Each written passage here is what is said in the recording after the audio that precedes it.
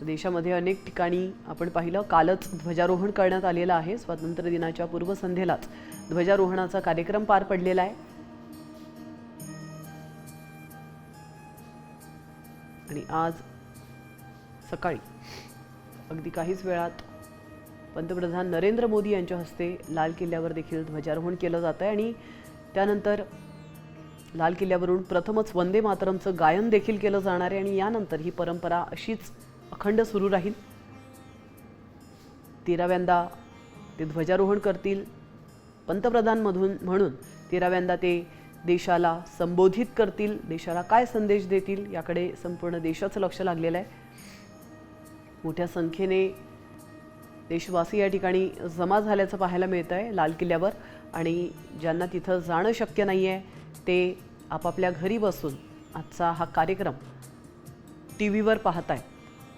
त्यामुळे देशभरात अतिशय उत्साहाचं वातावरण आहे। 80व्या स्वातंत्र्य दिनानिमित्त संपूर्ण देश आजच्या या दिवसाकडे डोळे लावून बघतो आणि त्यानंतर पंतप्रधान नरेंद्र मोदी हे लाल किल्ल्यावर येऊन संबोधित करतात।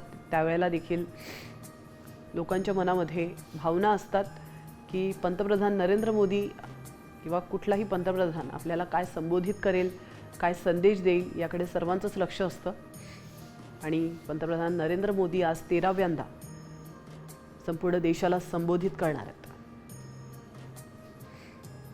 वंदे मातरमचा जय घोष या ठिकाणी पाहायला मिळतोय कारण प्रथमच लाल किल्ल्यावरून वंदे मातरम गायलं जाणार आहे।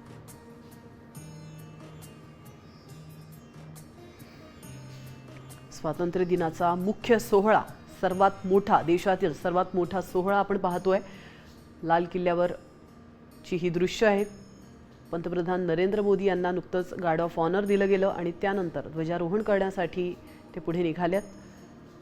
पंतप्रधान नरेंद्र मोदी यांच्या हस्ते आता थोड्याच वेळात ध्वजारोहण केलं जाईल। सलग 13व्यांदा ते ध्वजारोहण करणार आहेत, 13व्यांदा ते देशाला संबोधित करणार आहेत। 80वा हा स्वातंत्र्य दिन आहे आणि काश्मीर ते कन्याकुमारी संपूर्ण देश हा तिरंगामय झाल्याचं आपण पाहिलं। ठिकठिकाणी मोठमोठ्या जागेवर मंदिरं असतील किंवा धरणं असतील, सार्वजनिक ठिकाणं असतील, त्या ठिकाणी तिरंग्याची ही आकर्षक अशी रोषणाई करण्यात आलेली आहे। अतिशय उत्साहात हा दिवस आजचा साजरा केला जातोय।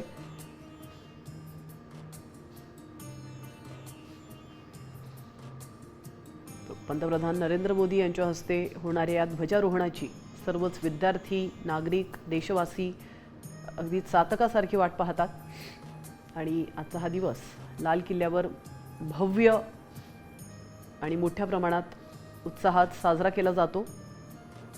बलसागर भारत हो, विश्वात शोभूनी राहू, अशीच भावना सर्व देशवासियांच्या मनात आहे आणि थोड्याच वेळात पंतप्रधान नरेंद्र मोदी ध्वजारोहण करून राष्ट्रगीत गाऊन राष्ट्रगीत देखील या ठिकाणी गायलं जाणार आहे। राष्ट्रगीत वंदे मातरम हे प्रथमच लाल किल्ल्यावरून गायलं जाणार आहे।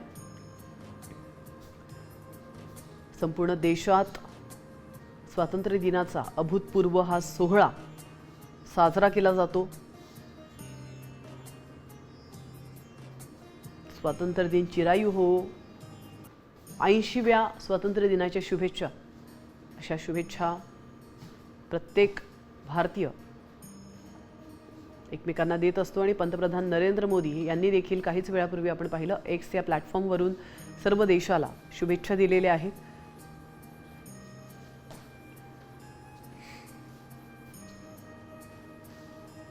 तर मोदींच्या हस्ते सलग 13व्या वर्षी ध्वजारोहण केलं जात आहे आणि त्यांच्याकडून संपूर्ण देशाला संबोधित केलं जाणार आहे। देशातील महत्त्वाच्या इमारतींवर आज विद्युत रोषणाई करण्यात आलेली आहे आणि महत्त्वाची बाब म्हणजे तिरंगी विद्युत रोषणाई करण्यात आलेली आहे। तिरंग्याच्या रंगात न्हाऊन निघालेली धरणं आपण पाहिली, तिरंगाच्या रंगात न्हाऊन निघालेले मंदिर आपण पाहिले, देवस्थळं आपण पाहिली, सार्वजनिक ठिकाणी देखील अनेक ठिकाणी तिरंग्याच्या रंगामध्ये न्हाऊन गेलेली ही दृश्य आपण आज दिवसभरच टीव्हीवर पाहणार आहोत। कारण आज 8 दशकं पूर्ण झाली आहेत स्वातंत्र्याला. 80वा आपला स्वातंत्र्य दिवस आहे आणि त्यामुळे प्रत्येक भारतीयाच्या मनामध्ये एक वेगळीच भावना आहे, एक वेगळीच देशभक्ती आजच्या दिवशी पाहायला मिळणार आहे. आणि त्यातल्या त्यात महत्त्वाचं म्हणजे लाल किल्ल्यावरून आज प्रथमच आपल्या देशाचं राष्ट्रीय गीत वंदे मातरम हे गायलं जाणार आहे. त्यामुळे प्रत्येक भारतीय हा टी व्हीकडे डोळे लावून बसलेला आहे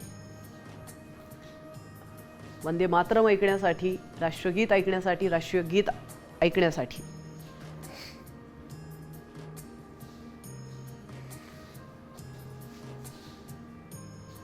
तर पंतप्रधान नरेंद्र मोदी यांनी संपूर्ण भारतीयांना एक्स या प्लॅटफॉर्मवरून शुभेच्छा तर दिलेल्याच आहेत, मात्र आपण पाहू शकतो या दृश्यांमध्ये त्यांनी लाल किल्ल्यावर पोहोचून देखील सर्व देशवासियांना स्वातंत्र्य दिनाच्या शुभेच्छा दिलेल्या आहेत. आणि त्यानंतर एक वेगळाच उत्साह पंतप्रधान यांचा आवाज ऐकल्यानंतर इथे उपस्थित प्रत्येक व्यक्तीच्या चेहऱ्यावर पाहायला मिळतोय. देशभरात 80वा स्वातंत्र्य दिवस हा अतिशय उत्साहात साजरा केला जातोय आणि त्या पार्श्वभूमीवर प्रत्येक जण आज टीव्ही समोर बसला असेल, आपापल्या परिसरात ध्वजारोहण करत असेल आणि आजचा हा दिवस अतिशय मनापासून साजरा केला जातोय.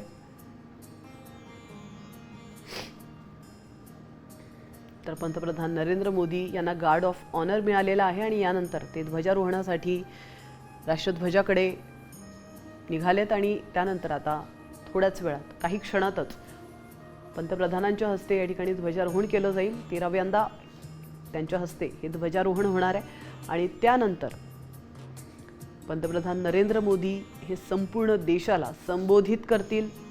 संबोधनाच्या वेळी ते नेमकं काय बोलणार याकडे देखील सर्वांचंच लक्ष लागलेलं आहे.